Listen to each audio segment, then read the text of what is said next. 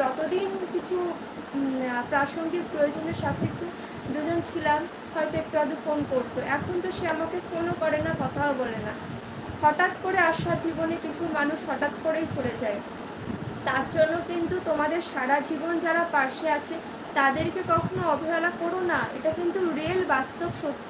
সে বন্ধু হোক বা হঠাৎ করে কোনো হওয়া ভাই বোন বা কিছু সম্পর্ক, এইগুলো আমি জীবনে অনেক এরকম দেখেছি যে হঠাৎ করে সম্পর্ক হয়েছে, আমরা ভাবছি খুবই ভালো বা দারুণ, তো ব্যাপারটা কিন্তু ব্যাপারটা দারুণ না। দারুণ তখনই হবে এটা যখন একভাবে স্টে করবে। কিন্তু বেশিরভাগ আমি বলবো 80% একভাবে স্টে করে না। 20% হয়তো খুবই ভালোভাবে সম্পর্ক বন্ডিং থাকে, কিন্তু 80% থাকে না। এটা আমি দেখেছি। তা আমি আমার নিজের লাইফ থেকে বলছি, সে বন্ধুত্ব, ধরো তোমার সাথে একজনের বন্ধুত্ব ভালো আছে, তো আর একজনের সাথে দেখছি হঠাৎ করে ভালো বন্ধুত্ব হয়েছে, বেশ ভালো লাগছে। তার জন্য তুমি তোমার সেই বন্ধুটাকে কোনো গুরুত্ব দিচ্ছ না, কিছু করছো না, কিন্তু সেই বন্ধুই কিন্তু তোমার পাশে প্রথম থেকে শেষ পর্যন্ত থাকবে।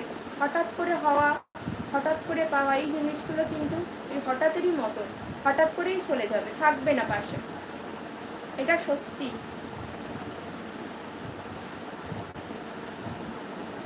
এগুলো কেমন কথা?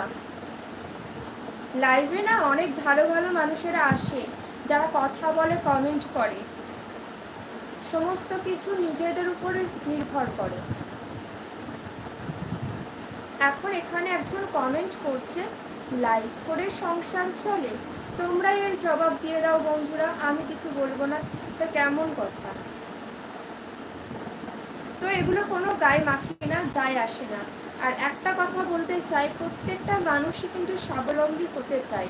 আর আমার ইউটিউব থেকে কিছুই আর্নিং হয় না, সব থেকে বড় কথা, ভালো লাগে তাই করি। আর সংসার চালানোর জন্য নিজে মেহনত করে নিজের টিউশন পড়াই, ঠিক আছে?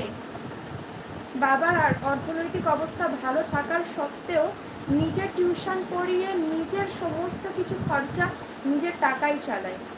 সংসার কি?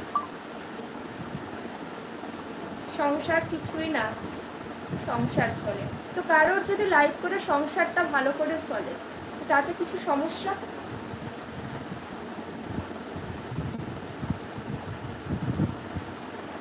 হ্যাঁ, অবশ্যই।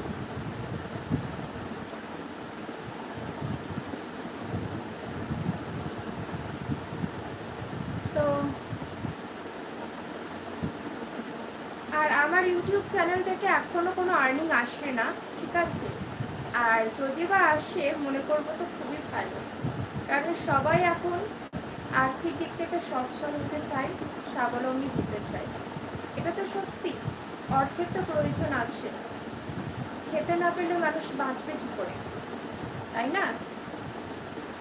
আর আমি না টিউশন পড়াই, বুঝলেন? টিউশন পড়াই। আর আমার ঈশ্বরের আশীর্বাদে পরিবারের আর্থিক অবস্থা যথেষ্ট ভালো। তাও নিজের মোবাইলের রিচার্জ, নিজের পছন্দের জামা কাপড়, নিজের যাবতীয় কিছু নিজের খরচায় চালানোর চেষ্টা করি। তার জন্য বাবার পয়সা নিই না, কয়েক টাকা।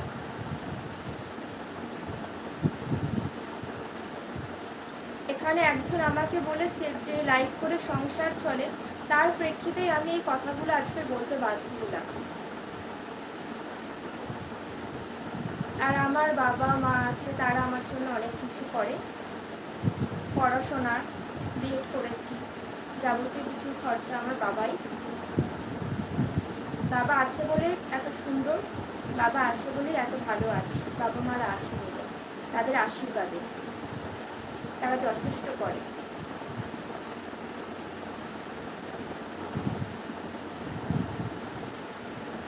আর যেগুলো দেখাচ্ছি, এই রাখিগুলো নিয়েছি। হ্যাঁ, গুড ইভিনিং, বাংলাদেশ থেকে। এগুলো বাড়ির যে ঠাকুর রয়েছে, পঞ্চানন্দ ঠাকুর, ঠাকুরকে পড়ানোর জন্য, দেখো। আর এটাও নিয়েছি, এটা এক্সট্রা নিয়েছি।